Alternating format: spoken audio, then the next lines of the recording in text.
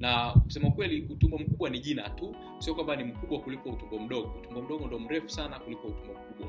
Kwa hiyo umeitwa utumbo mkubwa kwa sababu itu ya upana wake, na sio kwamba ndio utumbo ambao unakuwa ni mkubwa. Hapana. Utumbo mdogo ndio mrefu sana kuliko utumbo mkubwa, lakini utumbo mkubwa ni mpana kuliko utumbo mdogo. Sasa mabaki yasioweza kufyonzwa yanaingia kwenye utumbo mkubwa. Hapa ni maji yanarejeshwa na mabaki yanakuwa kinyesi. Ni muhimu kutunza afya ya utumbo mkubwa ili kuepuka matatizo kama constipation na magonjwa mengine. Sasa nitaanza kuelezea pia changamoto ambazo zipo zinazokabili utumbo mkubwa. Nimesema changamoto moja wapo ni constipation au kupata choo kigumu au kukosa kabisa choo. Hiyo inahusiana pia na constipation. Hali hii inahusisha ugumu wa kujisaidia na inaweza kusababishwa na lishe duni au ukosefu wa mazoezi na upungufu wa maji mwilini, inapelekea constipation.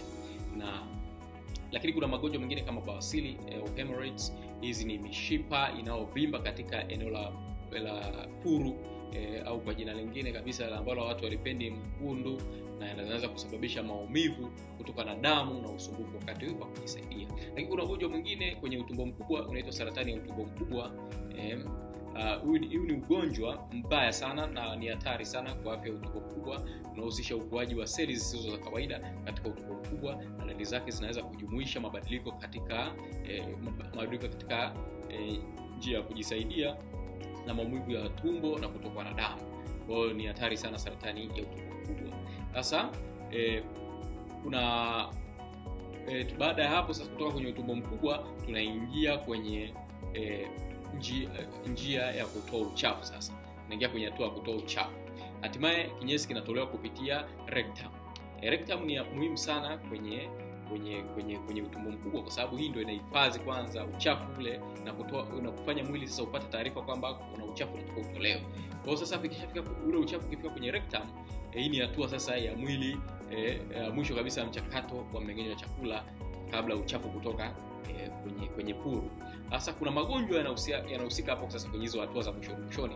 Kwa mfano kama ugonjwa wa inflammatory bowel disease au IBD. Hali hii inajumuisha magonjwa kama ugonjwa wa Crohn's na ulcerative colitis, ambayo yanaweza kusababisha maumivu makali na kuharisha.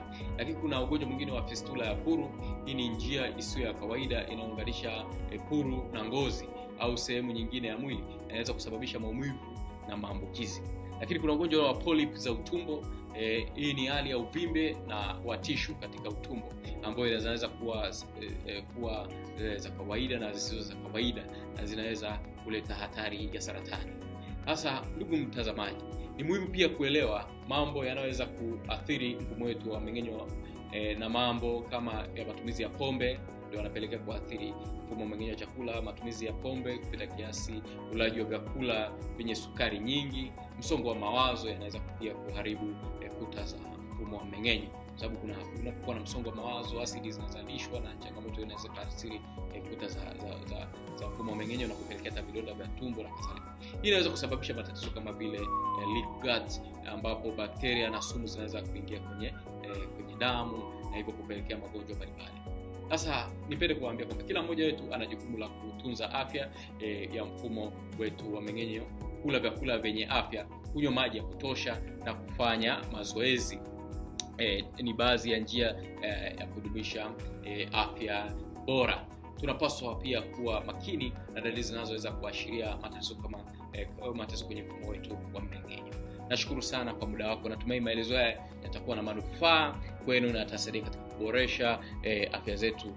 Nashukuru sana na asante sana. Karibuni sana Kenko Care Clinic. Asante.